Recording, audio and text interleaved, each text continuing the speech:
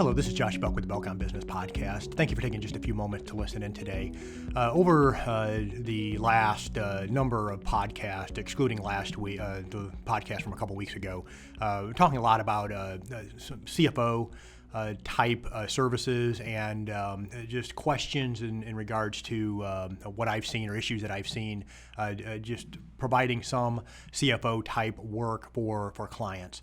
What I'm going to do today is really going to kind of talk to primarily business owners or maybe even leaders within a business as it relates to getting our employees to think with a little bit of a CFO mindset, and I'll explain a little bit what that means, and I think you'll get it as I kind of go through and illustrate this a little bit.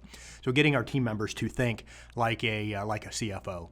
Now, I don't mean CFOs generally have this really kind of they're generally part of the C-suite in a business, and what I'm talking about here is getting employees to think a little bit more about the numbers as it relates to the work that they do beyond just the transactional. So to get them to a point to where they're looking at their work.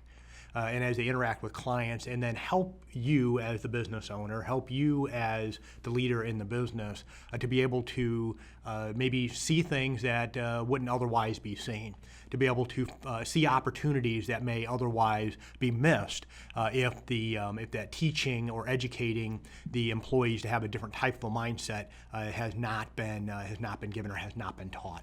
So getting our team members to think like CFOs. Number one, ask questions that get your team members to think beyond just the transactional. Now, this can be at an individual level, or this may be in a weekly meeting that you have with your team, but to really ask prompting questions, to really get just to go to them and just ask very specific questions as it relates to how things going with this client. Have you seen any opportunities there? How are those conversations going? And then maybe at an individual level, as I go through, I know even in my office, even though we're an accounting firm, as I go through, and of course our job primarily is to help businesses with their numbers and with compliance and with certain types of financial related deliverables. But going beyond that, having those conversations with my team members as it relates to our clients, are there opportunities in their business, are there issues in their business that I might otherwise be missing? Because they're the ones doing the granular work. They're the ones that are kind of doing the basically, they're the ones with the shovel doing the digging. And so many times they'll see things that otherwise would be missed. So make sure that you're asking questions, whether it's on an individual level, if you kind of manage by walking around a little bit, or in your team meetings, but ask a good question to them to try to pull the information out of them as it relates to maybe opportunities that would otherwise be missed. So ask questions that make them think beyond the transactional. Get them to think with a strategic lens.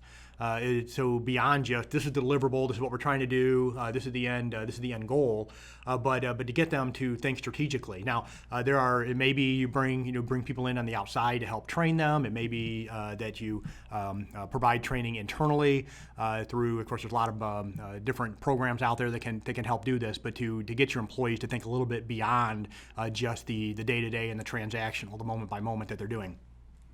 Be transparent with your team members as it relates to their role in the finances of the business. So as you go to your team members, as you go to your employees, you talk to them, and they understand that what you're doing in the business is this is the impact that it has within the business. And so for every dollar that we spend on you, this is kind of what we're expecting. And then but should be very transparent with the numbers. They understand their role. They understand their financial impact in the business. A lot of times, business owners want to kind of hold this close. Well, the numbers are sacred, and only I need to know the numbers. And I take a much different approach to that. I think it's good and it's healthy for your employees to kind of understand this is your role in the company. And this is where you sit, and I think giving them that information kind of helps to give them a buy-in, and then to kind of understand that if I do certain things, if I identify certain opportunities, that this will really help increase the bottom line of the company, and eventually, if you have the right type of culture and you really want to invest in your team, that they're going to reap some of those benefits as well. So number one, ask questions that make them think beyond the transactional. Number two, teach them to look for ordinary moments that everyone on the team can learn from that can result in profitability or efficiency. And this can both be within the business itself, and then also within the clients that you're working with. But to teach them to look for those ordinary moments. So when they're going through, and because they're the ones just kind of dealing with others, with the person that you're selling the product to, the person that you're selling the service to, and they're the ones that are actually doing the work. And in those kind of ordinary conversations that they're having with your customer, they may identify certain things that really could be of value. A customer may bring up something. Hey, have you guys kind of thought about this? That would really help us.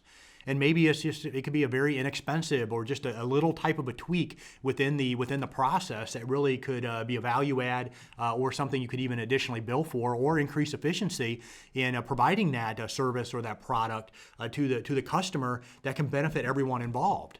And maybe to be able to help increase the bottom line in the company or relieve some pain points or decrease the cost to the customer as well. And so, but to kind of look for those ordinary moments.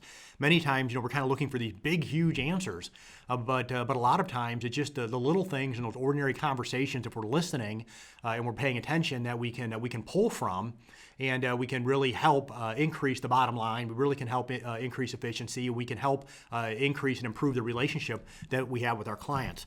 Number three, balance people skills with that kind of that head down work ethic. And so really be teaching your team members to, because you guys have probably experienced this, you go into, maybe I was at a restaurant last night with, and I was there and I could tell the waitress, all she cared about was just getting you in and out. She didn't care about the relationship. She just took your order, wanted to get the food and get it on the table, and the service wasn't all that great. She wasn't mean. She wasn't, she wasn't unkind, and she was just, she just, this is all I'm here to do. I don't really care all that much if you like the food. I'm just going to take your order, get your food, and put it on the table. Now, I left there, and we really liked the restaurant, and we'll be back. So it wasn't one of those things that was a bad experience, but it wasn't a great experience either. Okay, this was just somebody with a head down work ethic. This is what I'm being paid to do, and this is all I'm going to do.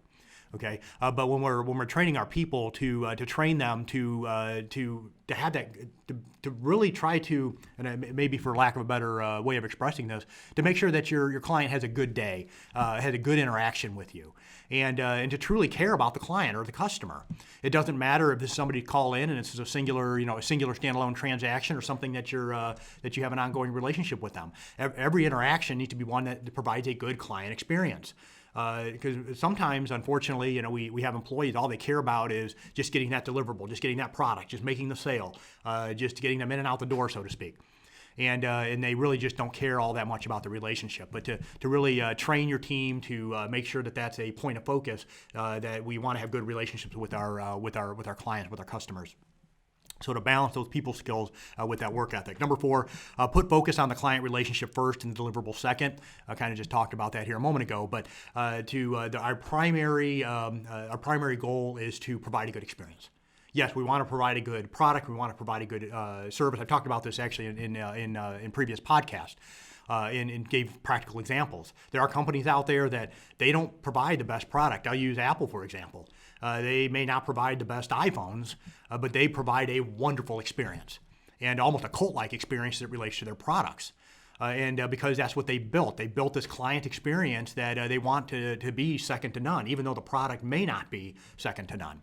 Okay, and we could use other examples there as well. But if we put focus on that client relationship first and the deliverable second, that I think this is going to allow for deeper conversations, a deeper relationship, and a really a longer-term return on investment with that client.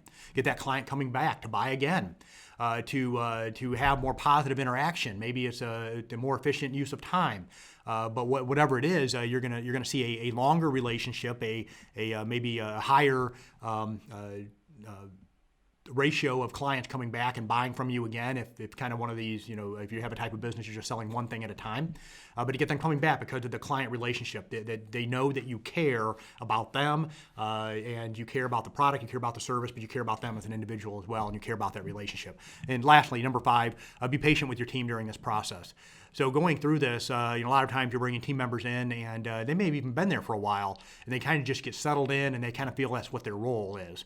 But really to be patient with them, be patient with the process as we go through it, and try to train them and try to teach them what this looks like. To have them really think beyond just the transactional and getting them to the point of thinking about the relationship, to be thinking about the numbers, to be thinking about the efficiency and productivity and in these areas they may not otherwise think about.